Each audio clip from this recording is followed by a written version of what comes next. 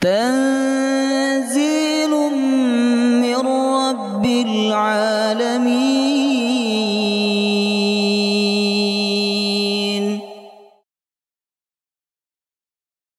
يا أيها الذين آمنوا إذا قيل لكم تفسحوا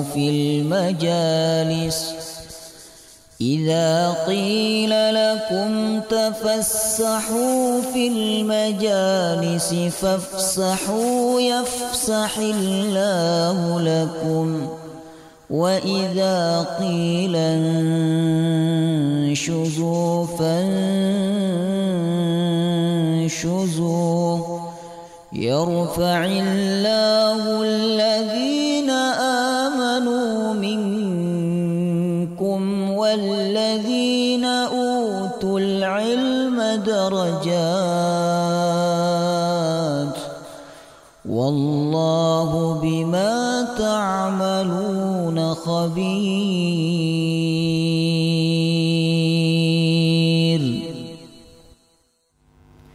بسم الله الرحمن الرحيم. السلام عليكم ورحمة الله وبركاته.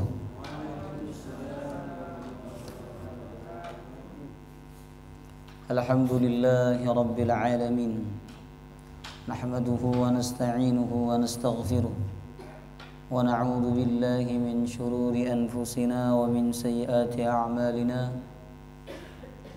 من يهده الله فلا مضل له، ومن يضلل فلا هادي له. أشهد أن لا إله إلا الله وحده لا شريك له، وأشهد أن محمدا عبده ورسوله، لا نبي ولا رسول بعده.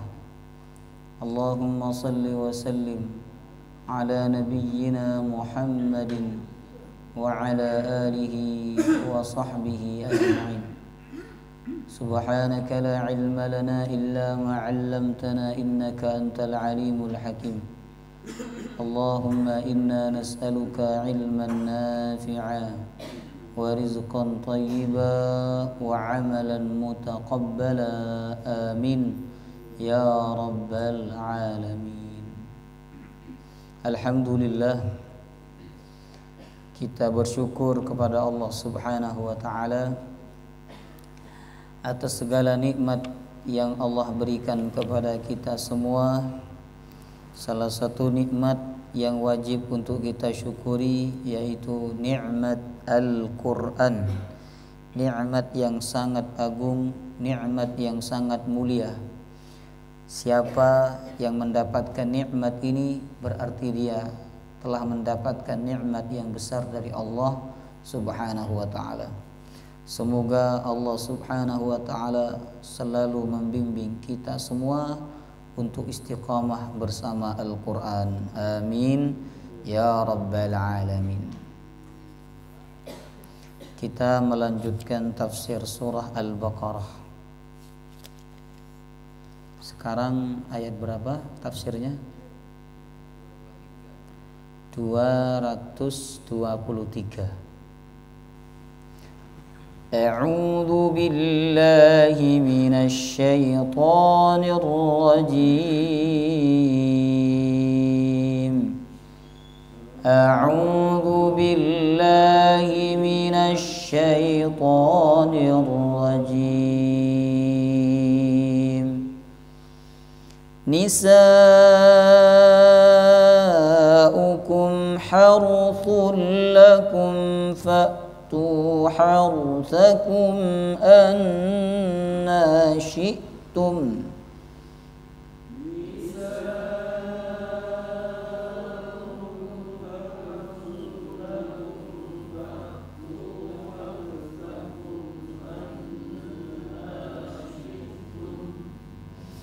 وقدموا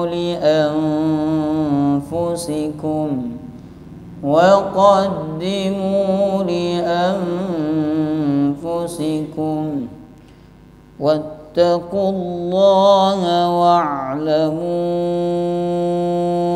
أنكم ملاقوه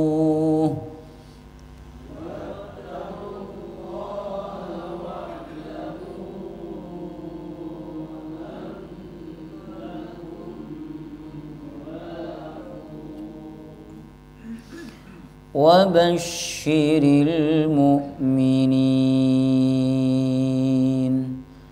وبشر المؤمنين.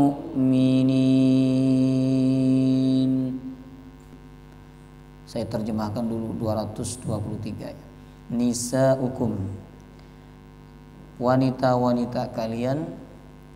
Keseringan ketika Allah menyebut wanita-wanita kalian dalam Al-Quran, itu bermaksud kepada istri-istri kalian. Istri-istri kalian, wahai orang-orang yang beriman, wahai manusia, harthul lakum, ladang untuk kalian.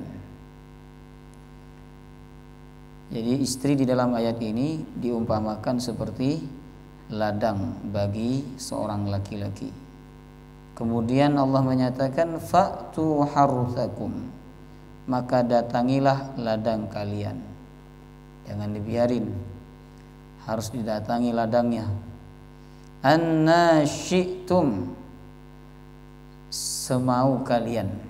Ya, datangilah ladang kalian sebagaimana kalian kehendaki, kata Allah Subhanahu wa ta'ala. Wa qaddimu li anfusikum, maka kerjakanlah amal yang baik untuk diri kalian. Wattaqullah, dan bertakwalah kepada Allah. Wa'lamu, dan ketahuilah annakum mulaquh, sesungguhnya kalian akan berjumpa dengan Allah. Wa basyiril mu'minin, dan sampaikan kabar gembira wahai Muhammad kepada orang-orang beriman. Apa hubungan ayat ini dengan ayat sebelumnya?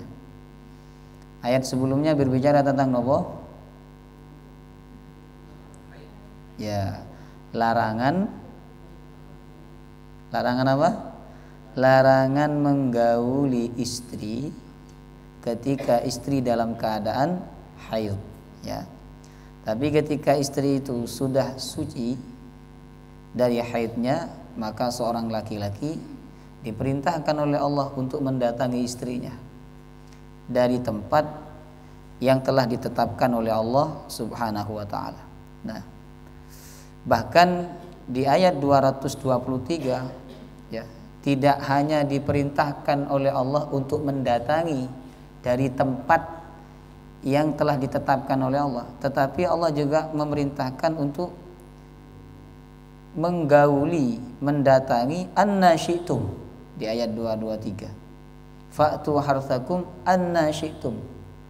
Ya, kata Allah, datangilah wanita-wanita kalian yang diibaratkan ladang oleh Allah SWT, anna syi'tum, sesuai dengan kehendak kalian.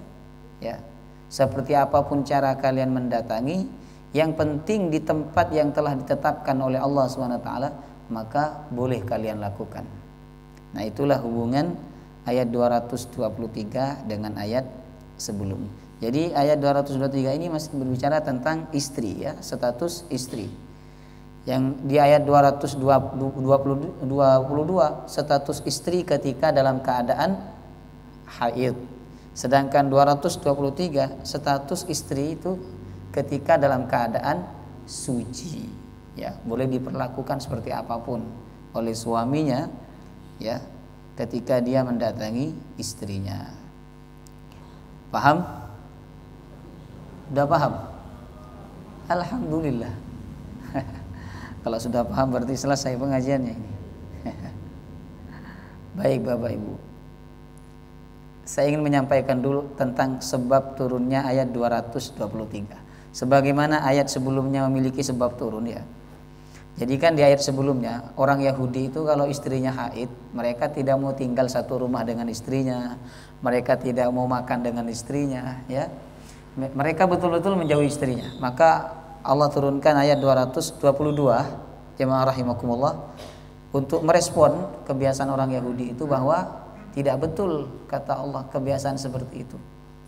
Yang dilarang bukan tinggal bersama, yang dilarang bukan makan bersama, yang dilarang bukan tidur bersama, tapi yang dilarang adalah jima', hubungan suami istri. Itu aja yang dilarang. Kata Nabi, isna'u kulla syai'in illa nikah. Lakukan segala sesuatu kepada istrimu yang haid illa nikah, kecuali satu, nikah, berhubungan suami istri. Itu tidak boleh. Nah, kemudian di ayat 223 ini juga merespon keyakinan orang-orang Yahudi. Dikatakan dalam riwayat Imam Abu Daud jamaah rahimakumullah bahwa sahabat Nabi SAW yang bernama Jabir bin Abdullah, ya, beliau berkata, kanatil yahud taqul, orang Yahudi berkata, idza jama'aha min waraiha ja'al walad ahwal, apabila seseorang itu menggauli istrinya dari belakang.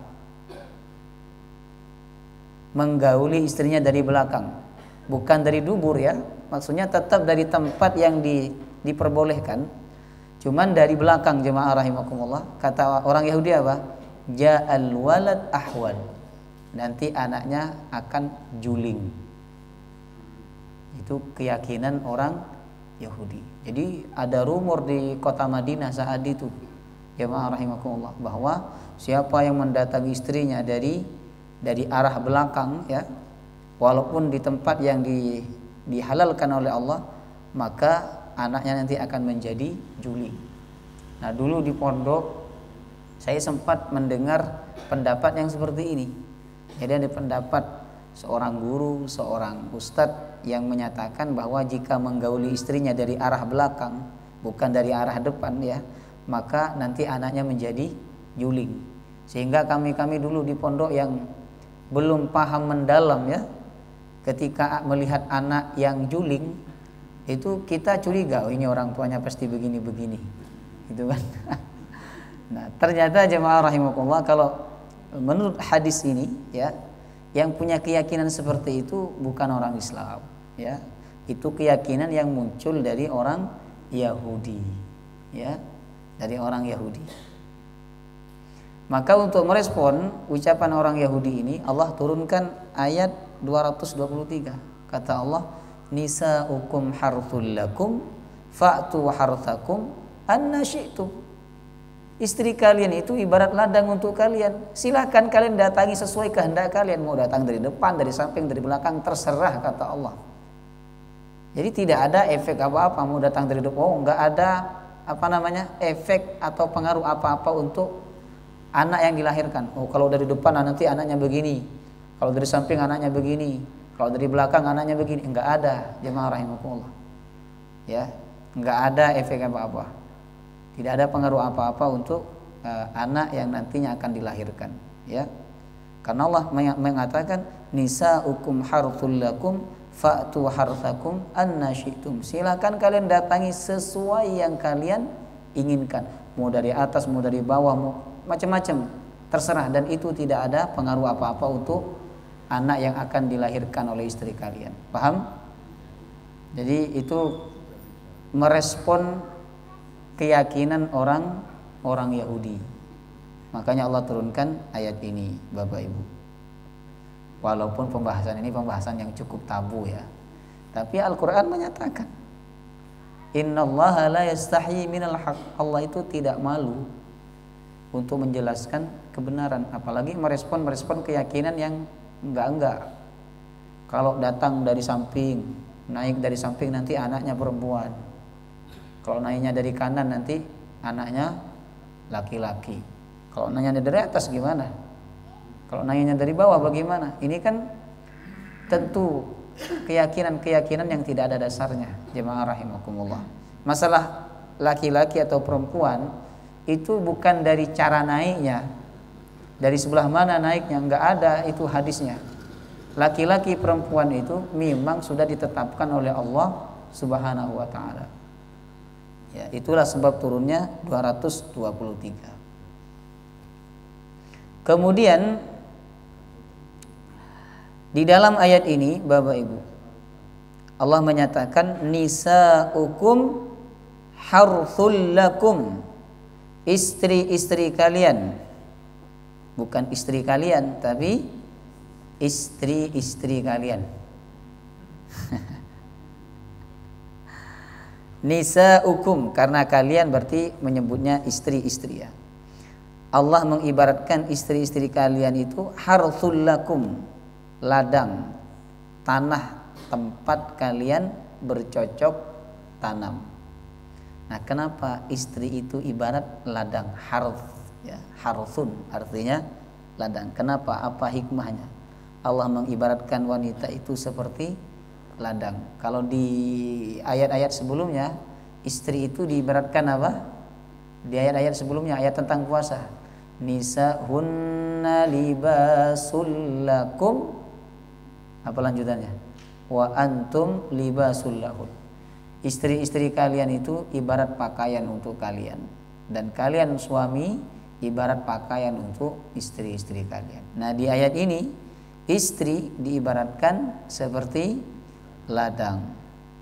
Nah, Bapak Ibu, jadi tempat persemaian ya, tempat menanam mazra' ya, anak-anak keturunan dengan rahim yang ada di dalam tubuhnya istri-istri kita, di rahim seorang wanita, jemaah rahimakumullah. Jadi sebagaimana lahan atau ladang itu sebagai tempat untuk menyemai tanaman, sebagai tempat untuk menanam benih ya. Jadi sepanjang saya mempelajari tafsir Bapak Ibu, tidak ada tafsir yang menyatakan bahwa istri itu tempat mencangkul, itu enggak ada. Istri sebagai tempat membajak itu enggak ada. Yang ada adalah dalam tafsir itu harth ini ladang. Ladang itu tempat bertanam, tempat untuk menanam, jemaah rahimakumullah ya. Ini artinya apa? Bahwa seorang wanita tidak boleh direndahkan. Seorang istri tidak boleh direndahkan ya, hanya untuk sekedar sebagai objek hawa nafsu saja. Ya, hanya sekedar sebagai kesenangan saja. Itu tidak boleh. Karena Allah mengibaratkan seorang wanita itu ladang, seorang istri ladang. Jadi nanti hubungan suami istri itu ada manfaat yang dihasilkan. Apa? Keturunan-keturunan. Sebagaimana ladang itu dia miliki untuk menanam tanaman yang nanti tumbuh kemudian diambil manfaatnya untuk dimakan, jemaah rahimakumullah ya. Paham? Nah, maka karena istri ini sebagai ladang, sedangkan seorang suami yang menanam, jemaah rahimakumullah, maka ini harus berkolaborasi. Tanamannya bagus, benihnya bagus, tapi tanahnya gersang, tanahnya, lahannya tidak bagus, maka membuat nanti tanaman itu tumbuh menjadi tanaman yang tidak bagus. Paham?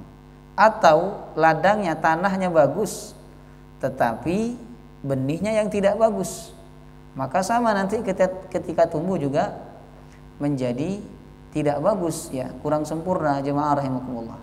Nah, itu ibarat pasangan suami istri ya.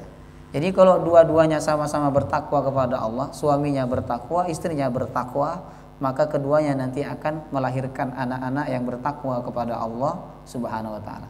Kalau salah satunya yang bertakwa kepada Allah, nah ini ada dua kemungkinan, bisa mengikuti ketakwaan istrinya atau tidak mengikuti sama sekali ya, atau bahkan mengikuti kedurhakaan suaminya. Nah, itulah kenapa Allah mengibaratkan wanita seperti ladang untuk kalian wahai laki-laki ya. Kemudian ladang itu bagi seseorang, Bapak Ibu, itu kekayaan yang paling berharga, betul enggak? Kalau panjenengan sebagai petani ya, maka ladang itu kekayaan panjenengan yang paling berharga. Sehingga ada orang itu kan punya lahan sampai ribuan hektar, ratusan ribuan hektar. Jemaah rahimakumullah. Itu kekayaan. Ya, kalau panjenengan lihat food estate itu berapa hektar? Food estate itu apa artinya food estate itu? Ya, jadi jemaah rahimakumullah, itu kekayaan. Nah, kenapa wanita itu diibaratkan seperti ladang oleh Allah? Karena wanita itu kekayaan bagi seorang laki-laki. Karena kekayaan, jadi wanita itu harus dijaga. Bahkan seorang laki-laki harus mengorbankan jiwanya demi menyelamatkan kekayaannya, demi membela kekayaannya, jemaah rahimakumullah. Jadi seorang laki-laki harus merasa cemburu yang besar, harus merasa marah besar dan membela mati-matian ketika istrinya dilendahkan oleh orang lain, ya. Kemudian Allah menyatakan, fa'tu harthakum anna syi'tum, maka datangilah tanah tempat bercocok tanam kalian.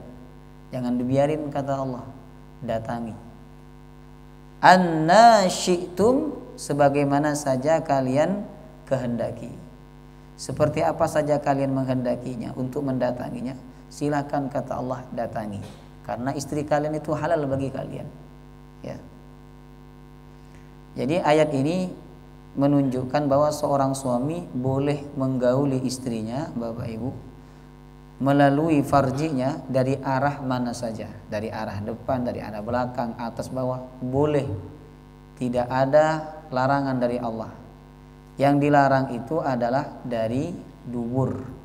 Kemudian yang kedua, ketika wanita itu dalam keadaan haid atau nifas. Selain itu halalan thayyibah, halal. Jemaah rahimakumullah, ya. Tapi hati-hati memahami ayat ini, ya. Hati-hati bahwa ayat ini bukan berarti bolehnya seorang suami mencampuri istrinya dari jalan belakang, ya. Karena ada ceritanya. Jadi ada seorang laki-laki mendatangi sahabat Ibnu Abbas, sahabat yang dijuluki oleh Nabi turjumanul Quran, Al-Quran yang berjalan.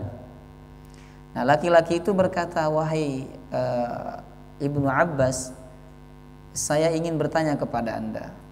Aku ini mencampuri istriku dari arah belakang, maksudnya dari duburnya.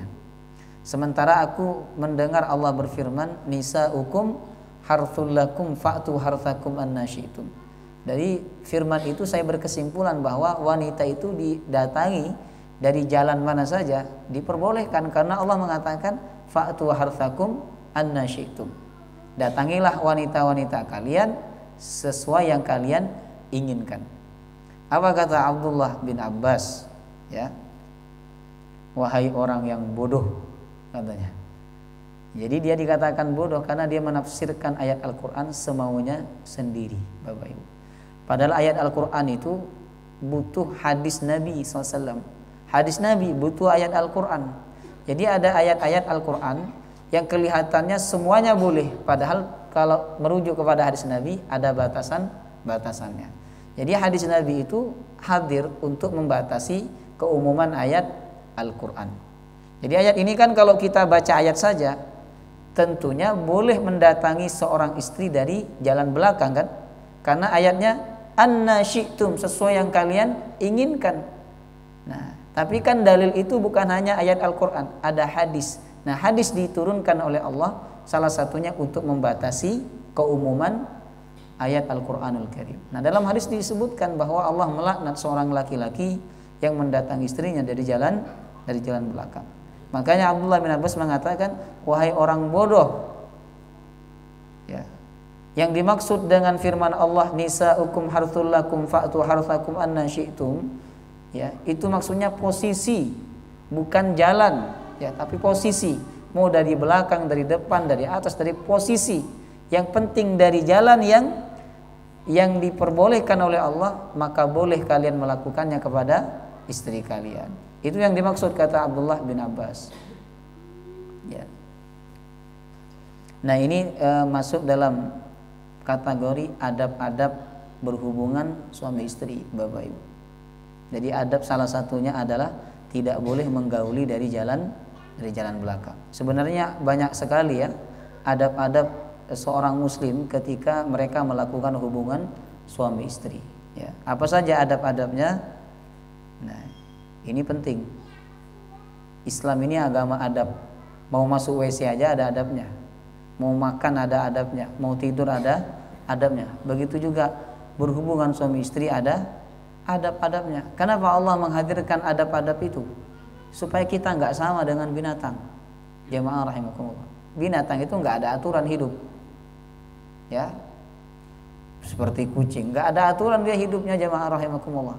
Ayam dan sebagainya. Makanya manusia yang tidak memiliki aturan-aturan, yang tidak memiliki adab-adab, Allah mengibaratkan manusia itu seperti binatang, seperti hewan.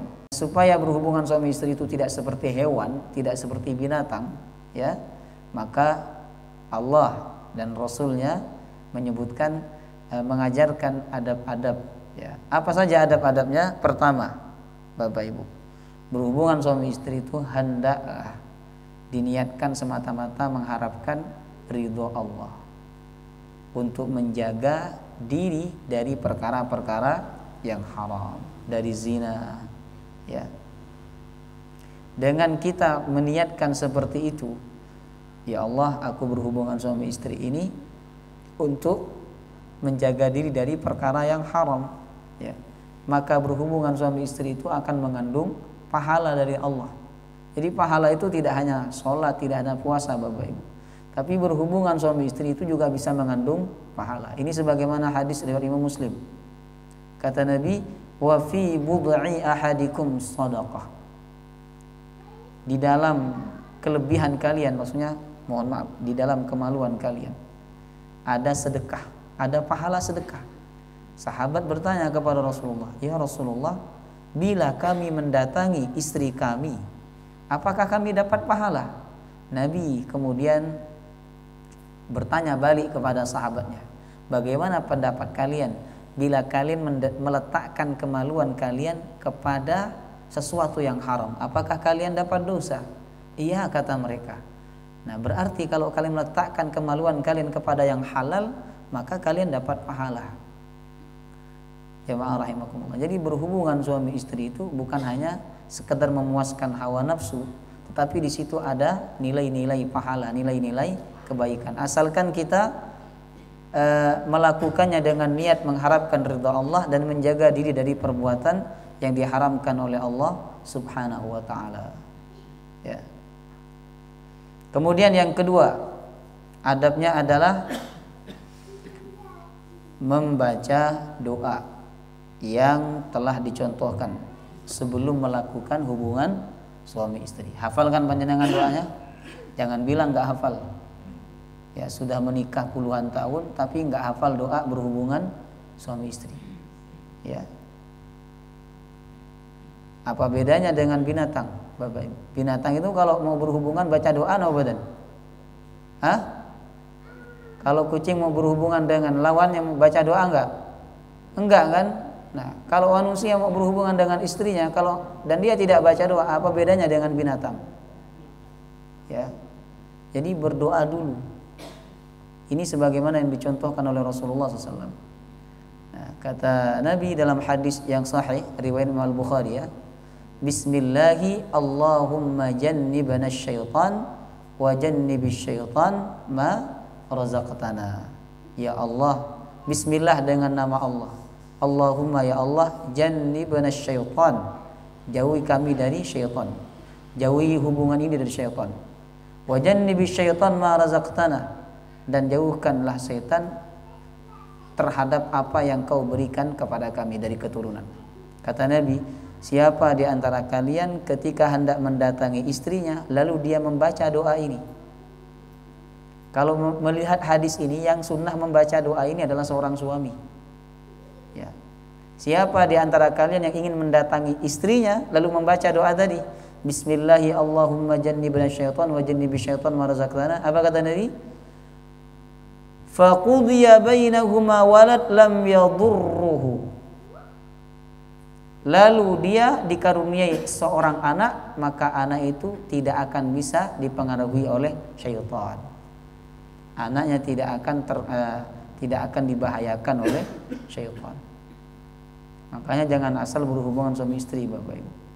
Ya, tapi berdoa dulu, minta kepada Allah keturunan yang baik. Ya, itu ritual yang kedua.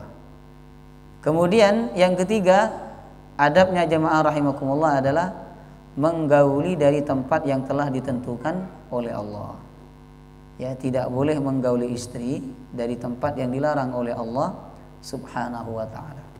Kemudian yang keempat, yaitu muasyarah bil ma'ruf, menggauli istri dengan cara yang terbaik, tidak boleh menyakiti, tidak boleh menampar, tidak boleh memukul, tidak boleh yang menyakiti badannya. Karena Allah mengatakan dalam surah An-Nisa ayat 19, wa'ashiruhunna bil ma'ruf.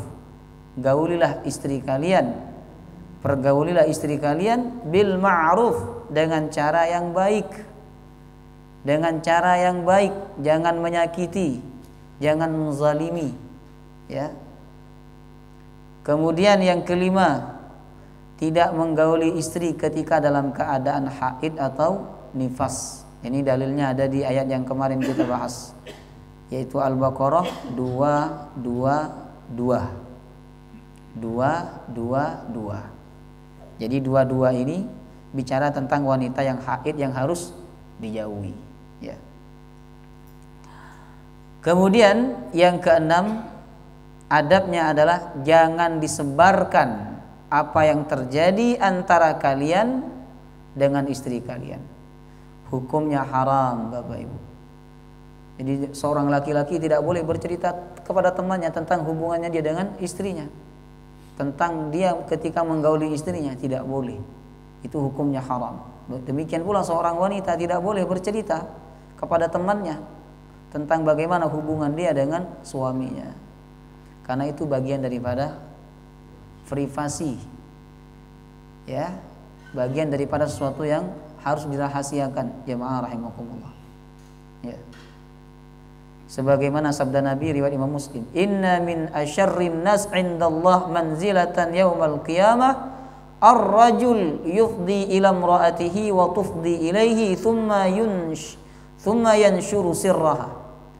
Manusia yang paling jelek di sisi Allah kedudukannya adalah seorang laki-laki yang mendatangi istrinya, atau seorang istri yang mendatangi suaminya, yang bergaul dengan suaminya, berhubungan suami istri. Thumma yanshuru sirraha, kemudian dia menyebarkan rahasia hubungan suami istri itu, ya, disebarkan kepada temannya, disebarkan kepada tetangganya. Ini adab yang keenam. Tidak boleh disebarkan apa yang terjadi antara pasangan suami istri ketika dia melakukan hubungan. Bahkan Nabi SAW mengatakan orang yang demikian itu disamakan dengan setan laki-laki dan perempuan. Kata Nabi, "Fala taf'alu fa innama mithlu dzalika mithlu syaitan laqiya syaitanah fi tariqin fa ghasyiyaha wan nasu yanzurun." Janganlah kalian melakukan perbuatan itu. Kalau kalian melakukannya, kalian seperti syaitan, setan laki-laki dan perempuan yang bertemu di jalan, kemudian mereka berdua berhubungan di tengah jalan, lalu dilihat oleh manusia. Ya. Itu adab yang keenam. Kemudian yang ketujuh, Bapak Ibu, ya, jangan menghayalkan orang lain dalam berhubungan suami istri.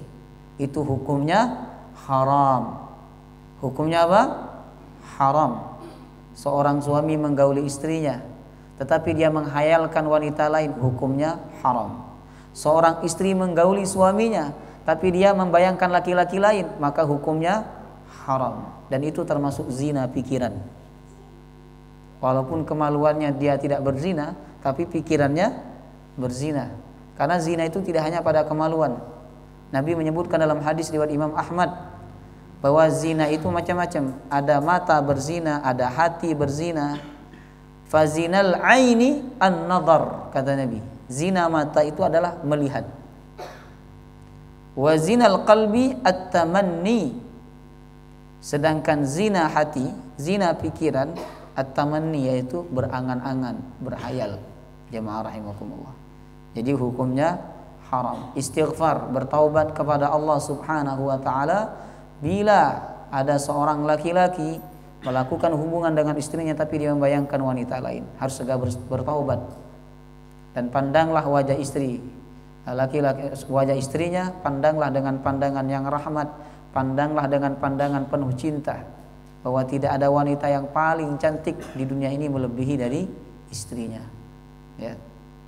Makanya ibu-ibu, panjenengan sangat amat perlu untuk mempercantik diri panjenengan, supaya suami itu tidak membayangkan wanita lain ketika berhubungan dengan panjenengan, ya. Mempercantik diri, ya. Kalau perlu beli skincare yang paling mahal, untuk membuat wajah panjenengan glowing di hadapan suami, untuk suami bukan untuk orang lain, karena yang memberikan skincare suami. Ya, kalau pakai uang sendiri Ustadz tetap sama untuk suami. Wanita itu kalau berhias untuk suami, maka kecantikannya bernilai ibadah. Tapi kalau dia berhias untuk orang lain, itu justru akan menjadi fitnah, ya.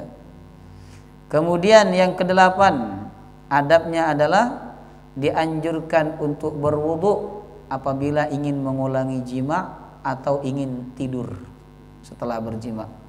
Dianjurkan untuk apa? Berwudu. Kata Nabi, hadis riwayat Imam Muslim, ya. Idza ata ahadukum ahlahu thumma arada ay ya'ud falyatawadda. Bila kalian mendatangi istri kalian, lalu setelah itu selesai, kemudian beberapa waktu kalian ingin mendatanginya lagi, ya. Jadi periode yang kedua kalian ingin mendatanginya lagi, falyatawadda, maka berwudu dulu. Cuci dulu kemaluannya, berwudu, kemudian datangilah lagi. Tidak perlu mandi lagi. Jadi tidak perlu mandi dulu, ya. Sudah berhubungan dapat 1 jam, tidak perlu mandi dulu kalau pengen berhubungan lagi.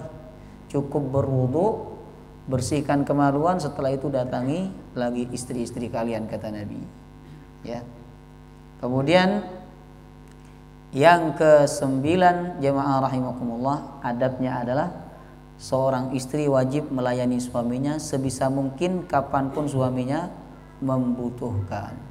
Walaupun suaminya membutuhkan di atas kuda, kata Nabi, layani suaminya. Itu bahasa kinayah, bahwa kapanpun seorang suami membutuhkan seorang istrinya, maka seorang istri harus siap melayani. Tapi seorang suami harus tahu diri, harus tahu sikon.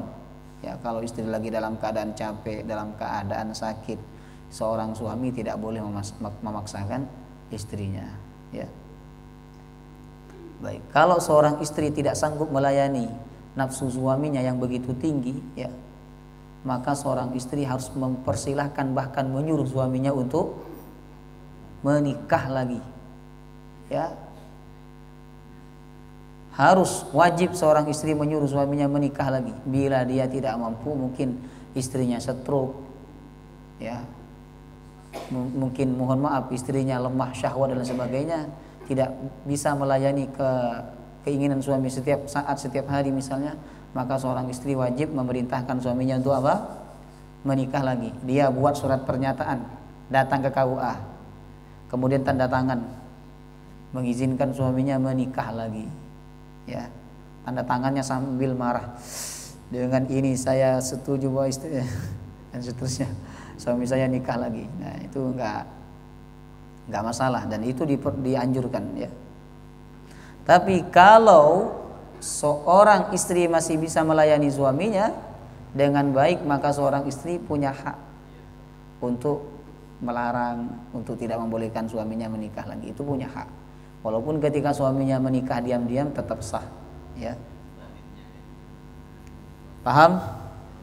Nah, itu adab-adab Bapak Ibu. Ada 9 adab ketika seseorang melakukan hubungan suami istri. Kemudian Allah Subhanahu wa taala menyatakan wa qaddimu li anfusikum, dan kerjakanlah amal yang baik untuk diri kalian. Ya. Jangan hanya sibuk mikirin nafsu, mikirin hubungan suami istri, tapi harus mengerjakan amal-amal yang lain untuk diri kalian, kata Allah, ya. Jangan pikirannya hanya itu aja. Harus mikir juga amal-amal soleh untuk diri kalian, kata Allah. Wattaqullah, bertakwalah kepada Allah. Janganlah kalian memperlakukan istri kalian semena-mena. Jangan menyakiti mereka, jangan membentak mereka, jangan menzalimi mereka. Wattaqullah, bertakwalah kepada Allah. Itu wasiat Nabi. Jadi ketika haji wada, haji yang terakhir dilakukan oleh Nabi, jemaah rahimakumullah, Nabi berwasiat kepada para sahabatnya, aku berwasiat kepada kalian, kata Nabi, hendaklah kalian berbuat baik kepada istri-istri kalian. Jangan zalimi mereka, jangan sakiti mereka, jangan pukul mereka. Ya. Itu wasiat Nabi. Makanya Nabi mengatakan khairukum li ahli. Sebaik-baik kalian yaitu kalian yang baik kepada istrinya. Jadi laki-laki yang paling baik di sisi Allah dan Rasulnya yaitu laki-laki yang baik kepada istrinya. Istrinya sendiri, bukan istri orang. Ya. Ada laki-laki itu baik kepada istri orang, tapi nggak baik sama istri sendiri. Itu laki-laki yang bejat, laki-laki yang tidak punya adab. Ya. Laki-laki kurang ajar, baik sama istri orang tapi kurang ajar sama istrinya sendiri. Ya, laki-laki yang baik sama istrinya, yang sabar sama istrinya, itu rizkinya akan lancar. Coba perhatikan, laki-laki yang manut sama istrinya, lancar nggak rezekinya itu? Lancar jemaah rahimakumullah. Perhatikan laki-laki yang sabar atas marahnya istri, disebutkan oleh ulama, laki-laki yang sabar atas marahnya istri, maka laki-laki itu bisa menjadi wali Allah. Subhanallah. Jadi kalau bapak-bapak dibentak sama ibu, disentak, tapi sabar, padahal laki-laki punya hak untuk marah kepada seorang wanita, kepada seorang istri, tapi dia tidak gunakan hak itu. Apa kata ulama? Ini laki-laki ini nggak lama jadi wali Allah. Pengen nggak panjenengan jadi wali Allah? Halo, pengen buatan bapak-bapak? Pak Sigit, pengen jadi wali Allah Pak Sigit?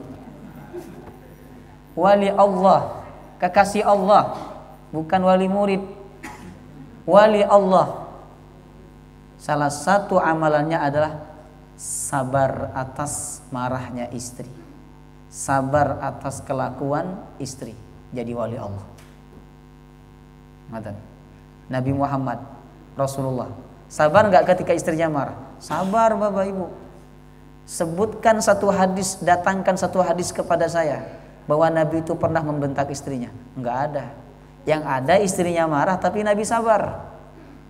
Jadi kan pernah ketika jatahnya Nabi SAW di rumahnya Aisyah, ya, Nabi itu punya jatah hari Senin di rumahnya siapa, hari Rabu di rumahnya siapa. Kalau kita kan nggak ada jatah begituan, ya. Jadi ketika jatahnya Nabi di rumahnya Aisyah, biasanya istri-istri Nabi yang lain itu ngumpul di rumahnya Aisyah.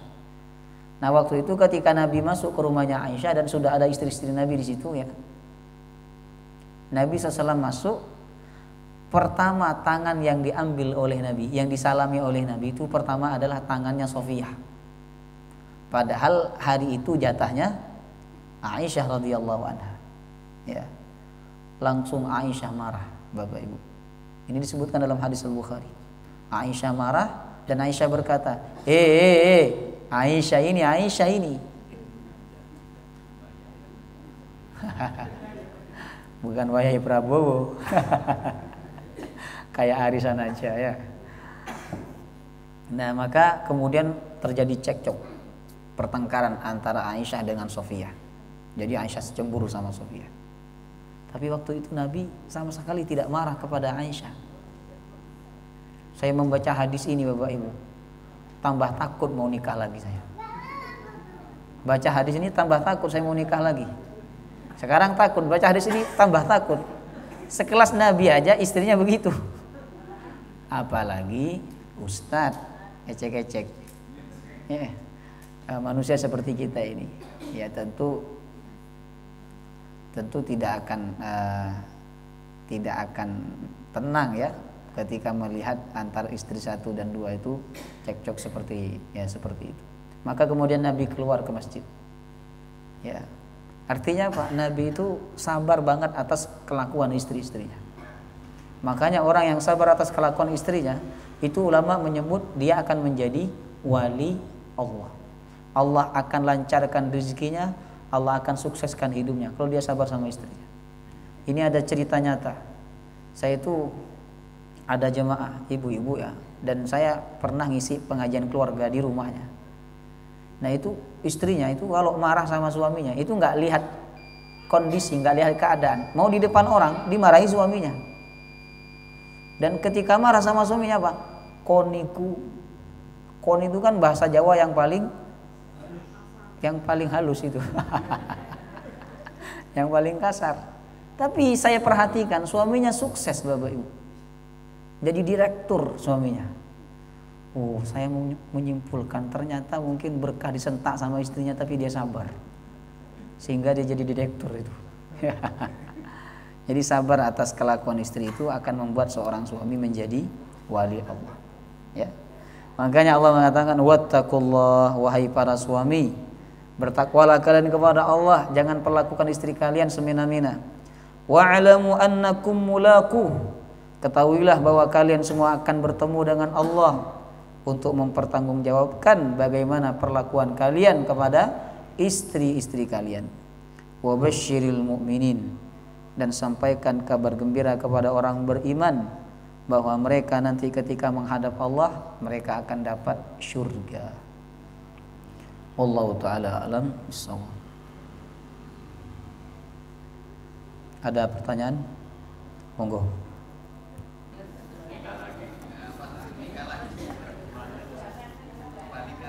Oh. Jangankan suaminya sakit, suaminya meninggal, istri itu nggak nikah lagi. Itu bedanya laki-laki dengan perempuan. Suaminya meninggal, jarang perempuan itu kemudian menikah lagi. Ya, saya itu sering ketemu sama jamaah-jamaah yang suaminya meninggal dunia. Lihat, saya tanya kalau ada perempuan-perempuan itu yang suaminya meninggal, bukan untuk saya nikahi, tapi saya tanya kenapa tidak menikah lagi. Itu saya tanya terang-terangan, macam-macam jawabannya. Ada yang menjawab takut tidak mendapatkan suami seperti yang suaminya yang meninggal itu. Tuh, betul katanya. Kalau yang cerai hidup Bapak Ibu, itu takut dapat suami seperti suaminya yang pertama. Dia yang dipikir yang jelek-jelek, makanya nggak nikah sampai meninggal dunia. Padahal usianya ada yang 40, ada yang 50, jamaah rahimakumullah. Ya. Itu ujiannya ustadz itu. Nah, kalau suaminya yang sakit, apakah bagaimana? Ya, seorang istri harus sabar. Dan tidak boleh suaminya mengatakan kamu nikah lagi sama laki-laki lain. Itu tidak boleh, ya. Jadi insya Allah seorang wanita jika dia beriman dan bertakwa kepada Allah, wanita salihah, dia akan sabar menunggu suaminya yang sakit, ya. Menunggu suaminya yang sakit. Kalau suaminya betul-betul tidak bisa melayani, dia bisa menggugat cerai kepada KUA dengan menyatakan saya minta gugatan cerai pada suami saya karena dia tidak bisa melayani saya sebab suami saya sakit misalnya. Tapi kalau istri itu sabar, ya, itu pahalanya sangat besar. Jemaah rahimakumullah, ya. Tapi saya yakin seorang wanita lebih bisa bersabar dalam kondisi suaminya sakit dibandingkan seorang laki-laki ketika melihat istrinya dalam kondisi sakit, ya. Allah taala alam. Yang lain? Mas Andre, monggo.